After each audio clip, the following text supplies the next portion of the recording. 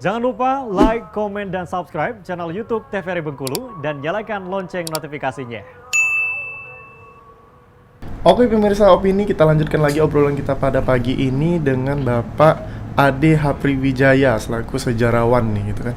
Dengan tema kita yang masih sama, yaitu perjuangan rakyat Bengkulu mempertahankan kemerdekaan nih Pak gitu. Ya. Tadi udah membahas tentang sedikit nih beberapa negara yang menjajah kita gitu kan. Motif mereka mencari rempah-rempah. Ya. Saat itu Bengkulu sendiri Pak, apa penghasil apa terbanyak dan terbesar atau misalnya yang paling banyak lah di Bengkulu? Paling banyak itu adalah lada. Oh lada ya? Lada.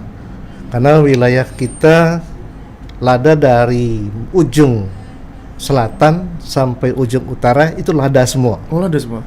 Bahkan ketika abad ke-15, 1400-an, itu lada yang nomor satu adalah lada kaur. Lada kaur? Iya. Kenapa? Apa pedesnya? Apa Yang punya nilai ekonomis ya, Ekonomis, yang ya. baik, berarti Iya. yang baik ya. Itu sudah awalnya itu dari kaur itu dibawa ke Banten, dari Banten baru dikirim ke Eropa. Nah, jadi Eropa kan mencari kan, di mana sumber aslinya. Nah, mereka akhirnya datang sendiri. Memang beberapa perjalanan yang membutuhkan waktu ya, Iya. tapi karena dulu kapal Pak ya? kapal. Transportasi kan kapal Iya. terus ya gitu kan. Terus. Nah, dalam catatan Dagregister yang dikeluarkan oleh pemerintah Inggris maupun dari Spanyol, karena dia masuk, yang dia ngambil dari Banten, Banten. itu satu sampan atau rakit yang dari pedalaman Kaur itu melewati sungai yang besar, sekarang nggak ada kan? Nah, itu bisa 2 ton 3 ton dari dalam. Oh dari dalam ya? Dari dalam. Nah, berapa banyak kan? Nah, dibawa ke Lampung. Jadi yang terkenal adalah lada Kaur, selain lada Lampung sendiri Lada waktu Lampung itu. sendiri, Nah, oh, ya. jadi Sekarang kayaknya udah nggak ada lagi lah lada Pak ya? Adanya sawit semua ya? nah, itu pergeseran Iya, yang lain iya. ya. Tapi kalau sekarang orang sudah mulai ada yang kembali ke Saang, itu kan itu nah. Iya saang ya? Saang itu kan lada. Lada ya? Iya. Dan saya kira kopi tadi. Gitu Nah, kan? kopi itu masuknya ketika abad ke-19 awal. Oh 19 awal ya? Kopi. Jadi kopi beralih ya gitu ya? Beralih ya. Gitu. Tambah lagi dengan cengkeh nantinya. Cengkeh. Kopi, cengkeh, pala. Oh itu ya? Bahkan pala itu sempat ditanam dengan pala tampak di kota, sekitar kota. Oke. Baik lagi nih ke sejarahnya Pak gitu kan. Iya. Rempah tadi karena rempah-rempah dan salah satunya adalah lada gitu, Iya. Provinsi Bengkulu gitu.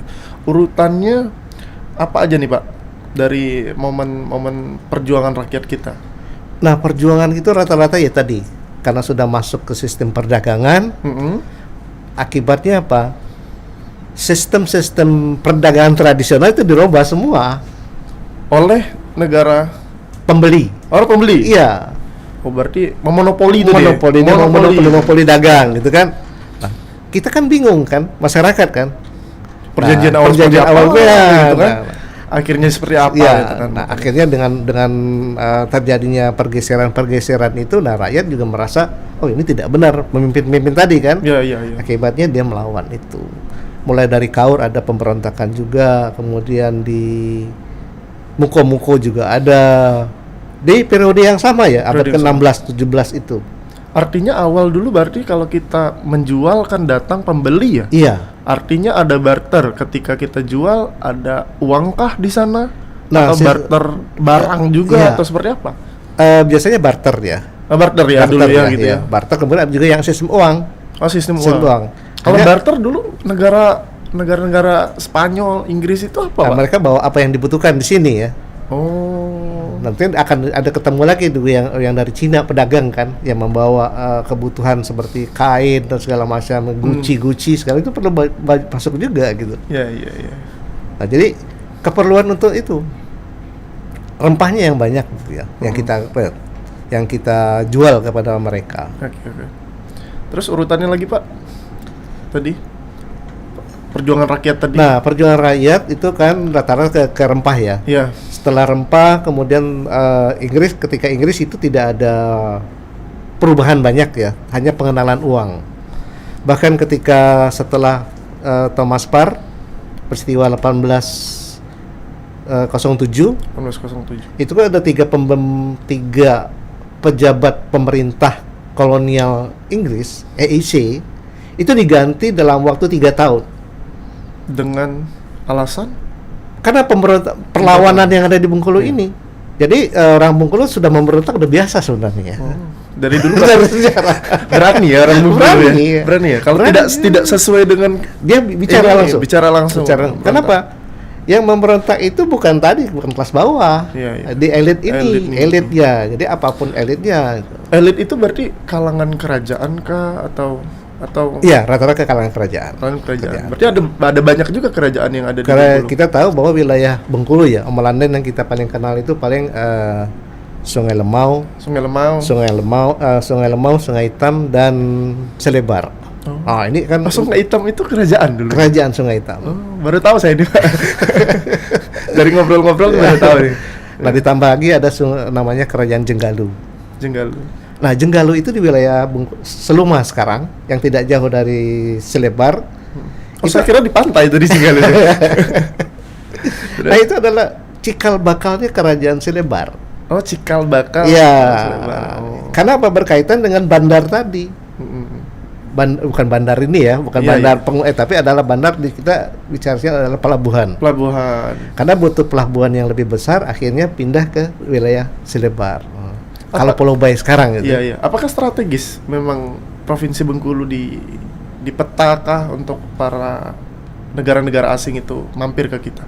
Rata-rata mereka ke Bengkulu itu karena terjebak angin musim, angin musim ya. Iya, iya, iya. Jadi ketika dia berlayar dari Banten tujuannya bukan ke Bengkulu sebenarnya, Tujuannya kemana biasanya mereka? ke Sumatera Utara atau ke Sumbar, ke Tiku. Oh iya, iya. Karena Tiku juga dikenal sebagai bandar yang cukup terkenal ya. Nah, ketika di jalan mereka terkena dengan badai, akhirnya kapalnya terbawalah sampai ke Bengkulu Iya, ini. karena lewatnya samudra. Iya, ya? Samudra Hindia. Samudra Hindia. Samudra gitu. Hindia. Oh, gitu. Makanya juga apa ya? Kejebak melihat potensi. Iya, potensinya ada. Iya, tadi gitu. Dan ada beberapa juga dari catatan Inggris ya, dan penelitian dilakukan oleh Inggris. Begitu juga ketika mereka dari Bengkulu akan perjalanan ke Sumatera Barat, ke markas mereka di Padang, dia ketemu lagi angin lagi di Muko-Muko. Oh, iya. Nah, akhirnya apa? Dia ketemu lagi wilayah yang hampir sama dengan wilayah Selebar untuk berlindung gitu di Sungai Selagan. Nah, jadi keterkaitan itu antara musim angin dan perjalanan kapal dalam penguasaan rempah itu sangat erat kaitannya. Iya, iya. Nah, itu perlu sejarah itu juga mempelajari rasi bintang, angin dan segala macamnya. Berarti dari dulu pinter ya orangnya. Ya maksudnya itu kan dengan mungkin kapal tidak secanggih sekarang kan, Pak. Iya. Nggak punya radar, nggak punya apa gitu kan. Ngelihat arah angin gitu kan. Ya, kan rasi bintang. Kalau dulu kan ketika seperti nelayan sekarang kan, Iya, dia nggak iya. lihat utara selatan gimana, cuma lihat ke bintang kan. Bintang ya. Nah, anak sekarang mungkin nggak tahu yang namanya rasi bintang di mana utara, selatan, di mana rasi Taurus, rasi Gemini, bukan Iya. bintang yang itu ya. Iya, iya. Tapi dalam itu kita tahu, oh ini utara, ini selatan. Itu kalau nelayan tradisional tahu gitu. Nah, itu ilmu astronomi zaman dulu kan, untuk berlayar. Gitu. Dan berapa lama tuh Pak kalau Inggris sendiri? Kalau Menjajah kita tuh masa terakhir sampai 1824 ya perjanjian itu. Nah, Bengkulu itu ada kekosongan antara 1824 sampai 1826. Oke. Jadi 2 tahun itu kosong sebenarnya. Karena pemerintah Belanda dalam arsip itu tidak begitu berminat katanya. Karena di Bengkulu itu ketika itu ya tidak ada bahan tambang ketika itu ya. Dalam pemahaman Belanda hanya ada cuma ada rempah dan perlawanannya yang banyak. Oh, jadi mikir lagi deh orang Mikir Belanda. lagi orang Belanda. Gitu kan. Tapi karena kebutuhan akan rempah Iya. tadi, makanya Belanda juga terpaksa mengambil Bengkulu gitu. Tetap dengan awal kongsi dagang. Kongsi dagang. Kongsi dagang gitu kan. Jadi VOC-nya, jadi antara EIC ke VOC. VOC. Tapi yang tetap di atasnya yang mengenai perjanjian adalah negara-negara itu. antara Belanda dan Inggris. Berarti tetap kalau sejarah yang saya tahu Belanda tuh 350 tahun, Pak. Konotasi kita kan macam-macam ya. Iya, Itu kan iya. dari Yamin ya. Iya, Jadi iya. ketika dia itu bukan di Indonesia beda dengan yang di Bengkulu dong. Oh beda ya? Beda.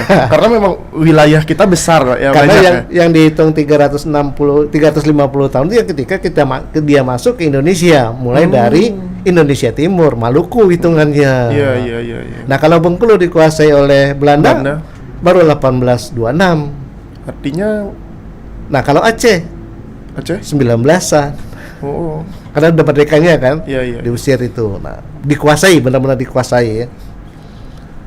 Dengan Belanda apa aja nih perjuangan rakyatnya nih? Nah, kalau di zaman Belanda itu ada pembunuhan Knor. Pembunuhan Knor Itu asisten presiden yang dibunuh. karena Ya karena tanam paksa. tanam paksa. Nah, bahkan dalam cerita bahwa yang kita kenal ya, dalam sejarah Indonesia mengatakan bahwa yang paling jahat itu adalah Van den Bosch kan. Di Jawa itu 1830-an tanam paksa. Di Bengkulu juga ada tanam paksa. Pada masa Inggris ada Yang menyiksa rakyat gitu ya? menyiksa juga. Tapi ditahan dulu Ya. yang menyiksa rakyatnya gitu ya. Kita akan kembali lagi di opini setelah jeda pariwara berikut ini.